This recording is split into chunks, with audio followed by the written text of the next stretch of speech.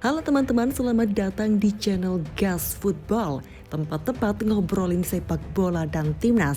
Dan jangan lupa subscribe biar channel ini makin berkembang. Berikut daftar top skor Piala AFF U16 2022.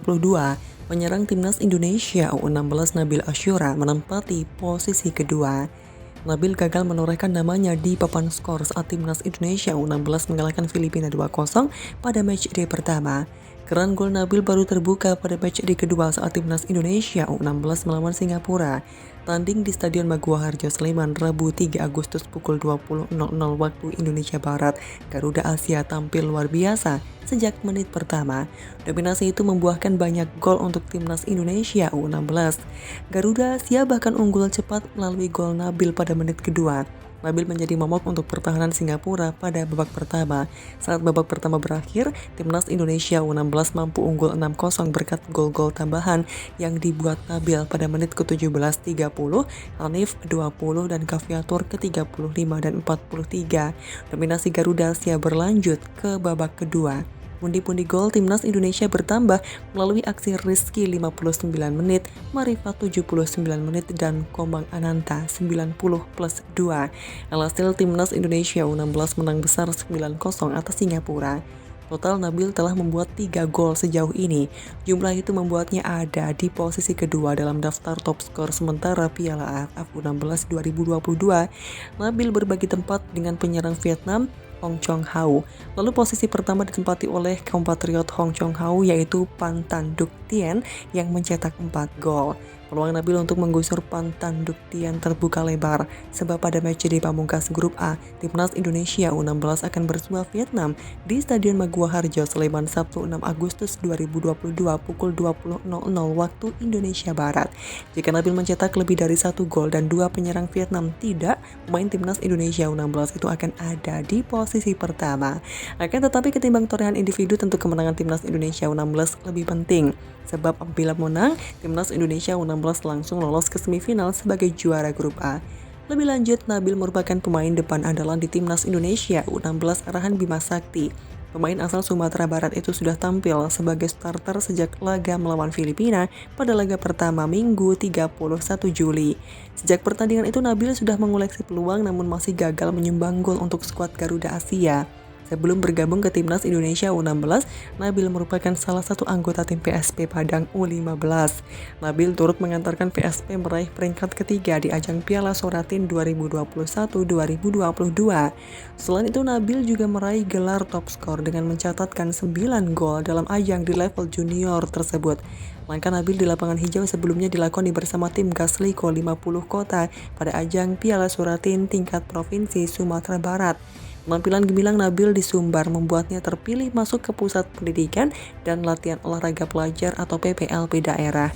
Pemain dengan tinggi 176 cm itu lebih dulu menimba ilmu di Sekolah Sepak Bola atau SSB Arafah di Payakumbuh. Dari SSB Arafah, Nabil kemudian dibawa pelatih ke Gasliko. Setelah mencetak 3 gol dalam satu pertandingan, Nabil Asyura mengaku dirinya senang sekaligus terharu sebab menurutnya tak mudah untuk mengalahkan Singapura U16. Perasaan saya senang banget, terus terharu rasanya. Pertandingan melawan Singapura menurut saya cukup bagus Singapura. Mereka juga kompak, selalu semangat. Jelas pemain berusia 16 tahun ini. Di sisi lain, Bima Sakti menegaskan agar timnya tidak terlena walaupun menang besar menghadapi Singapura U16. Pasalnya di laga selanjutnya Garuda Asia sudah ditunggu lawan berat Vietnam U16. Saat ini timnas Indonesia U16 memuncaki klasemen sementara grup A kualifikasi Piala AFF U16 2022. Anak asuh Bima Sakti unggul selisih gol dari Vietnam U16. Silakan tulis tanggapan kalian di kolom komentar dan jangan beranjak dulu karena masih ada pembahasan menarik setelah ini.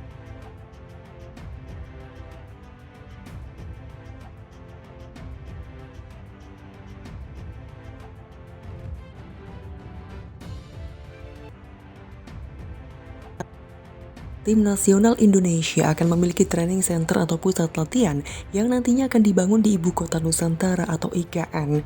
Menurut pemaparan Ketua Umum atau Ketum PSSI Muhammad Iriawan, nantinya akan ada 7 lapangan yang dibangun, yang berarti semua kelompok umur Timnas Indonesia bakal latihan di training center IKN tersebut.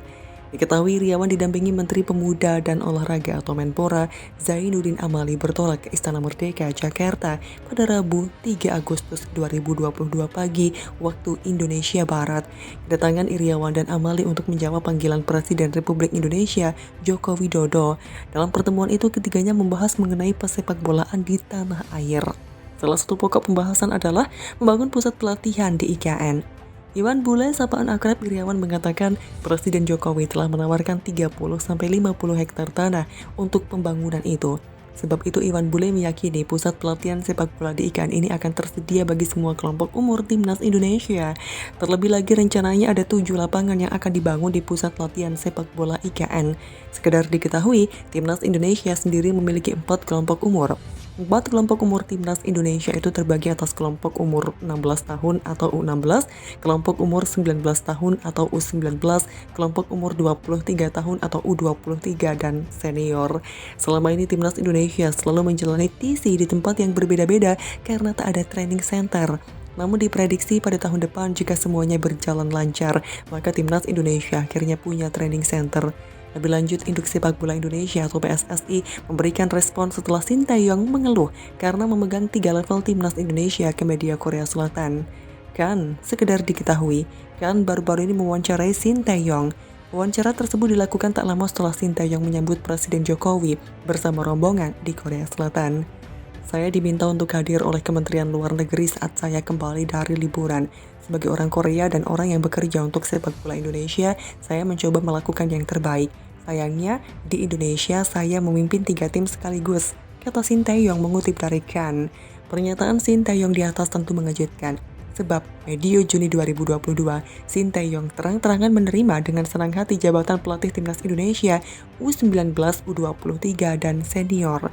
Dalam pandangan Shin Tae-yong saat itu dengan membasuh 3 level sekaligus kesinambungan program bakal berjalan. Tim senior skuadnya hampir sama dengan U23. Jadi secara program dan sistem memang harus dibawa atau diterapkan di 3 tim ini. Memang ada rasa capek dan lelah, namun 3 tim ini harus saya pegang. Kalau tidak pastinya akan balik lagi ke semula, lanjut Shin Tae-yong.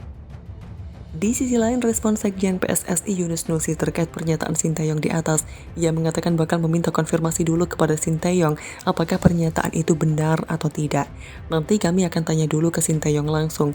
Terkadang kawan-kawan juga melansir berita dari negara lain yang belum tentu itu benar dari yang bersangkutan. Sejauh ini kami akan konfirmasi ke Shin Tae-yong benar atau tidak statement tersebut, kata Yunus Nusi. Satu hal yang pasti, tak mudah membasuh 3 level timnas sekaligus. Mungkin di dunia hanya ada 2 pelatih yang melakukannya, yakni Shin Tae-yong dan Michael Weiss, pelatih timnas Laos senior U23 dan U19. Menarik menanti apa respon Shin Tae-yong setelah mendapat pertanyaan di atas dari PSSI. Saat ini Shin Tae-yong masih berada di Korea Selatan dan diperkirakan pulang ke Indonesia di pertengahan bulan ini.